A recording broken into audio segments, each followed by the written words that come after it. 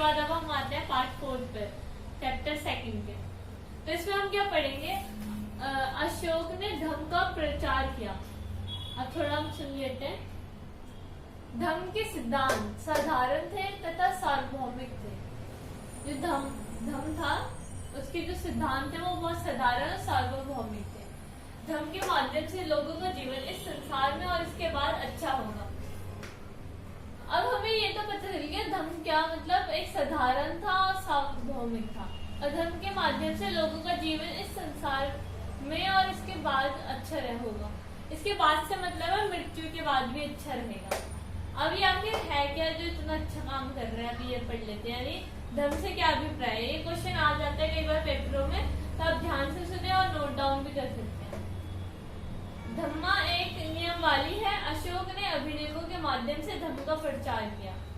इनमें बड़ों के प्रति आदर, सन्यासी और ब्राह्मणों के प्रति उदारता मतलब क्या होता है? दया, सेवकों और दासों के साथ उदार, दूसरे के धर्मों और परंपराओं का आदर यानी सम्मान। मतलब धम्म क्या है? एक समझ लो नियमावली है, मतलब एक पुस्तक टाइप समझ लो आप। उसमें बड़ों के प्रति आदर करने को कहा गया है। सन्यासी और ब्राह्मणों के प्रति उदारता यानी दया की भावना का मतलब दया का भावना लिखा है उसमें।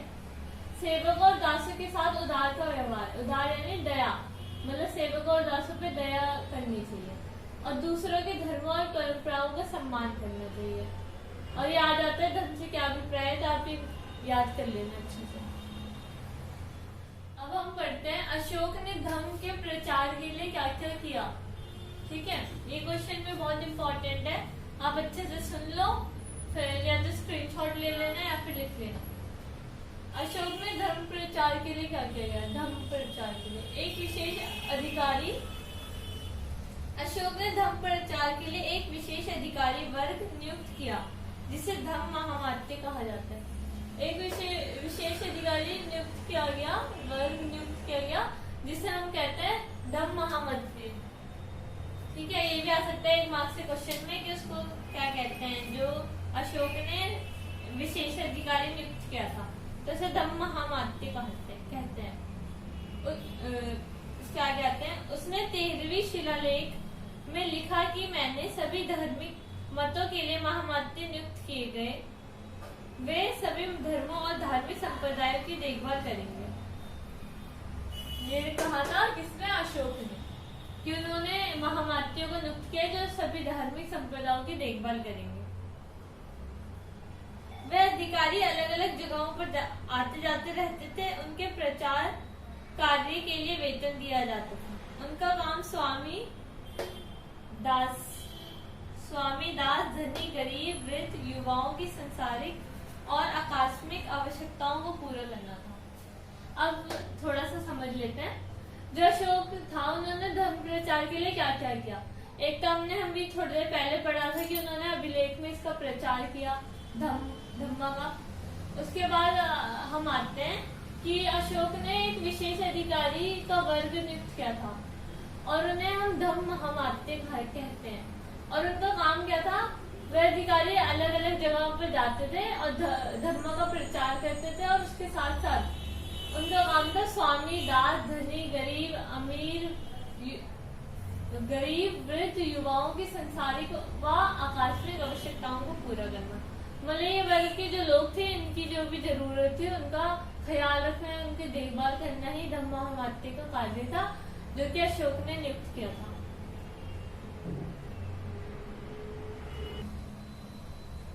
अब हम देखते हैं मौर्य साम्राज्य कितना महत्वपूर्ण था।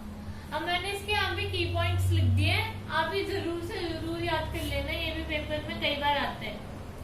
तो थोड़ा मैं समझा देती हूँ। 19वीं सदी में जब इतिहासकारों ने भारत को आरंभिक इतिहास की रचना करनी शुरू की, मतलब जब 19th सेंचुरी में जब इतिहासकार भारत के आरंभिक इतिहास की रचना शुरू की, तो मौर्य साम्राज्य को इतिहास का प्रमुख काल माना गया।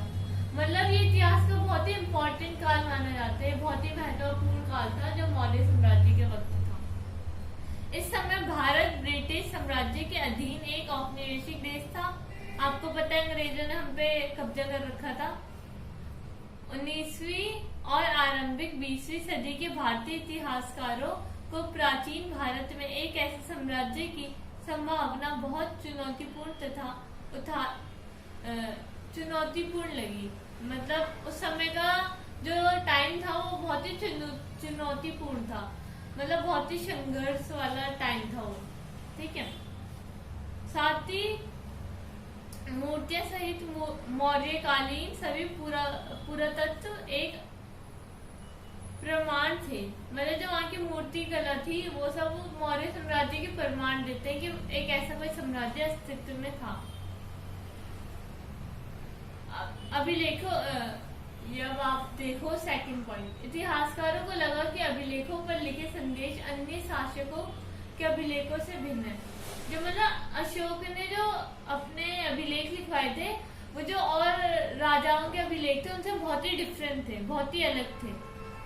देखने में भी पढ़ने में भी कुछ अलग ही क्यूरियोसिटी थी उसमें और कुछ अलग ही बात थी वो। अशोक एक बहुत शक्तिशाली और पारिश्रमिक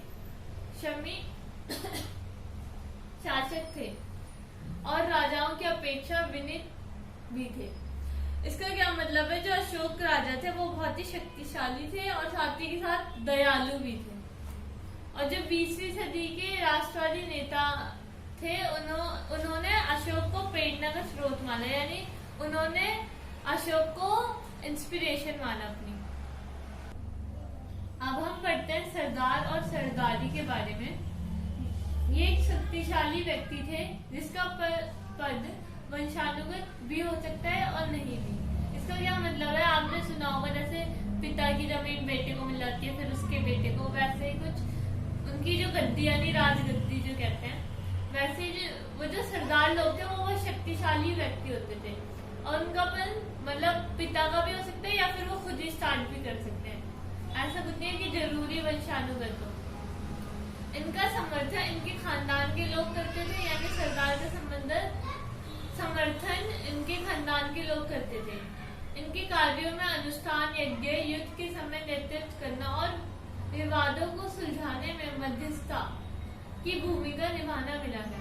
मतलब इनका कार्य क्या होता था, अनुष्ठान यानी पूजा पाठ करना, यज्ञ करवाना, युद्ध के समय जाना और नेतृत्व करना और विवादों को सुलझाने का काम सरदार और सरदारी का होता था। ठीक है, इनके अधीन लोग, सरदार के जो अधीन लोग होते थे वो उनसे भेंट लेते थे, जबकि राजा कर वसूली करते थे। ये याद रखना, जो राजा और सरदार इनमें डिफरेंस भी आ सकता है।